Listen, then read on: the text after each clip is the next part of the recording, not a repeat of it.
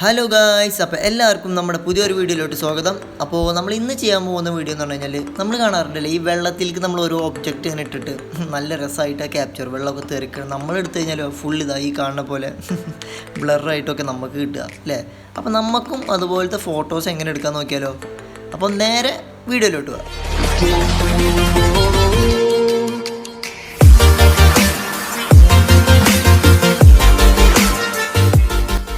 അപ്പോൾ നമ്മളിന്ന് എടുക്കാൻ പോകുന്ന ഫോട്ടോയുടെ എന്താ പറയുക ബിഹൈൻഡ് ദ സീനാണ് കേട്ടത്.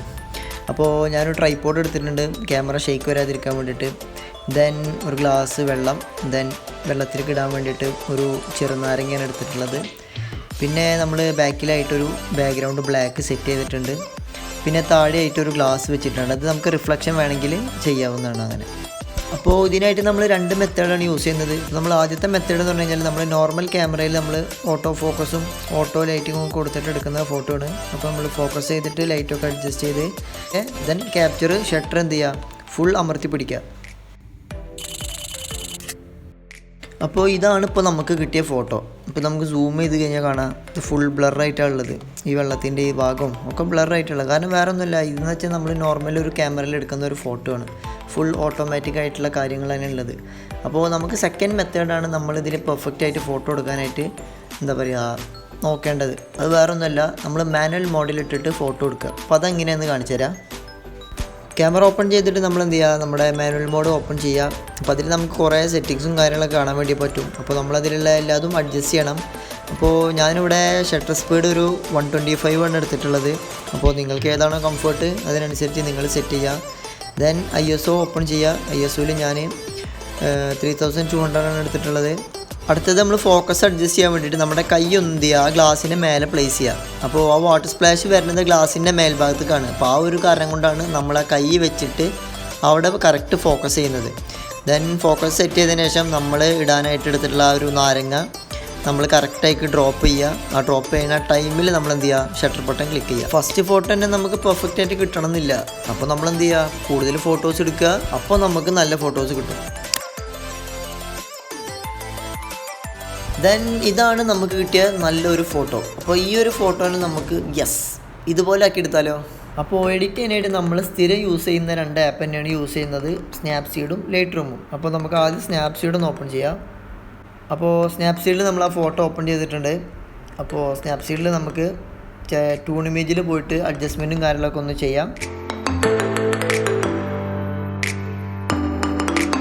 ദെൻ നമ്മൾ ടൂൾസിൽ പോവുക. ഡീറ്റെയിൽസ് നമ്മൾ എന്ത് ചെയ്യുക, സ്ട്രക്ചർ ഒരു +20 ആക്കി കൊടുത്തിട്ടുണ്ട്. അപ്പോൾ നമ്മൾ ഫോട്ടോ ഓപ്പൺ ചെയ്ത പാടെ ചെയ്യേണ്ട ഒരു കാര്യം മറന്നു. അപ്പോൾ ടൂൾസിൽ പോവുക. ടൂൾസിൽ ക്രോപ്പ് എന്നുള്ള ഓപ്ഷൻ ഉണ്ട്.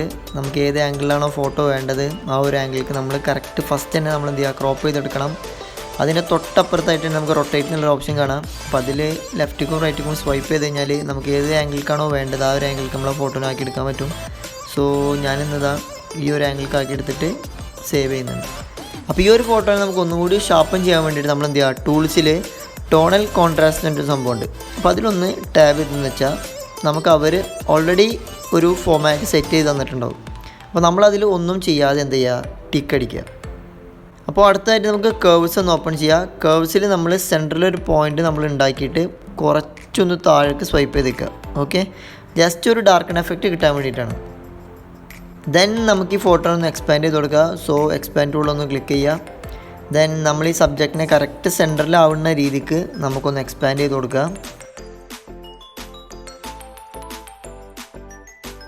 ദെൻ നമ്മൾ കുറച്ച് വിനിയറ്റും കൂടി ആഡ് ചെയ്തെന്ന് വെച്ചാൽ സ്നാപ്സീഡിലെ പരിപാടി കഴിഞ്ഞു. അപ്പോൾ ഞാൻ വിനിയറ്റ് ഒരു 30 കൊടുക്കുന്നുണ്ട്. ദെൻ ഇത് നമുക്ക് എന്ത് ചെയ്യുക, ഫോട്ടോ സേവ് ചെയ്തെടുത്തിട്ട് നേരെ ലൈറ്റ് റൂമിൽ ഓപ്പൺ ചെയ്യാം. അപ്പോൾ നമ്മൾ ആ ഫോട്ടോ ലൈറ്റ് റൂമിൽ ഓപ്പൺ ചെയ്തിട്ടുണ്ട്. ദെൻ നമ്മൾ എന്ത് ചെയ്യുക, സ്വൈപ്പ് ചെയ്തൊരു കളർ എന്നുള്ള ഓപ്ഷനിൽ പോവുക. മിക്സ് കളർ എടുക്കുക. അതിൽ നമ്മൾ ബാക്ക്ഗ്രൗണ്ടിൽ ബ്ലൂ കുറച്ച് കൂടുതലായിട്ട് കിടക്കുന്നുണ്ട്. നമുക്ക് എന്ത് ചെയ്യുക, ഈ ബ്ലൂ കളർ എന്ത് ചെയ്യുക, ഫുൾ സാച്ചുറേഷനും കുറക്കുക, ലൂമിനൻസും ഫുൾ കുറച്ച് കൊടുക്കുക. ദെൻ നമ്മൾ റെഡ് എടുത്തു കഴിഞ്ഞിട്ട് റെഡും അതേ സെയിം പ്രോസസ്സ് ചെയ്യുക. Okay, then done. ദെൻ നമ്മൾ എഫക്ട്സ് സെലക്ട് ചെയ്യുക. എഫക്ട്സിൽ നമ്മൾ ക്ലാരിറ്റി എന്നുള്ളതൊരു 5% കൂട്ടി കൊടുക്കുന്നുണ്ട്. ദെൻ ഡിഹേസും അതുപോലെ തന്നെ ഒരു 5 കൊടുക്കുന്നുണ്ട്. ദെൻ തൊട്ടപ്പുറത്തുള്ള ഡീറ്റെയിൽസിലൊന്ന് ടാബ് ചെയ്യുക. ഷാർപ്പനിങ്ങും അതുപോലെ തന്നെ നോയ്സ് റിഡക്ഷനും എന്ത് ചെയ്യുക, 25 കൊടുക്കുക. അപ്പോൾ നമ്മുടെ ഫോട്ടോ ഇതാണ്. ഓക്കെ, ഇതാണ് നമ്മൾ എഡിറ്റ് ചെയ്തെടുത്ത ഫോട്ടോ ഗായ്സ്. അപ്പോൾ നിങ്ങളും വീട്ടിൽ വെറുതെ ഇരിക്കുന്ന സമയത്ത് ഇതുപോലെ ക്രിയേറ്റീവ് ആയിട്ടുള്ള ഓരോ ഐഡിയാസ് ട്രൈ ചെയ്യുക. നമ്മൾ ട്രൈ ചെയ്താലല്ലേ നമുക്ക് അതിനുള്ള റിസൾട്ട് കിട്ടുള്ളൂ. അപ്പോൾ ഈ സാധനങ്ങളൊക്കെ നിങ്ങൾക്ക് വീട്ടിൽ അവൈലബിൾ ആണ്. ഗ്ലാസ് ആയാലും ഇപ്പോൾ ലെമൺ ആയാലും ഒക്കെ വീട്ടിൽ നോർമലി നമ്മൾ യൂസ് ചെയ്യുന്ന സാധനങ്ങളാണ്. പിന്നെ നമുക്ക് ഇല്ലാത്തതെന്ന് പറഞ്ഞാൽ ചിലപ്പോൾ ട്രൈപോഡ് ഉണ്ടാവില്ല. ട്രൈപോഡ് ഇല്ലെങ്കിൽ നിങ്ങൾ എന്ത് ചെയ്യുക, എന്തെങ്കിലും ഒരു സാധനം വെച്ചിട്ട് ഫോണിനെ ഒന്ന് ഇളകാണ്ട് വെച്ചാൽ മതി, വേറെ കുഴപ്പമൊന്നുമില്ല. സോ നിങ്ങൾ ഈ താഴെ കണ്ട ഇൻസ്റ്റാഗ്രാം ഐഡിക്ക് നിങ്ങളുടെ ക്രിയേറ്റീവ് ആയിട്ടുള്ള ഒരു ഐഡിയാസ് നിങ്ങൾ ടാഗ് ചെയ്ത് തരിക. ദെൻ വീഡിയോ ഇഷ്ടപ്പെട്ട് കഴിഞ്ഞാൽ ലൈക്ക് അടിക്കുക, വീഡിയോ ഇഷ്ടപ്പെട്ടില്ലെങ്കിൽ ഡിസ്ലൈക്ക് ബട്ടൺ അമർത്തുക. അതുപോലെ തന്നെ നിങ്ങളുടെ ഫ്രണ്ട്സിന് ഈ വീഡിയോ യൂസ്ഫുൾ ആവുന്നുണ്ടെങ്കിൽ മാക്സിമം അവർക്കും ഷെയർ ചെയ്ത് കൊടുക്കുക. സോ അടുത്ത വീഡിയോയിൽ കാണും വരെ B creative. Thank you guys.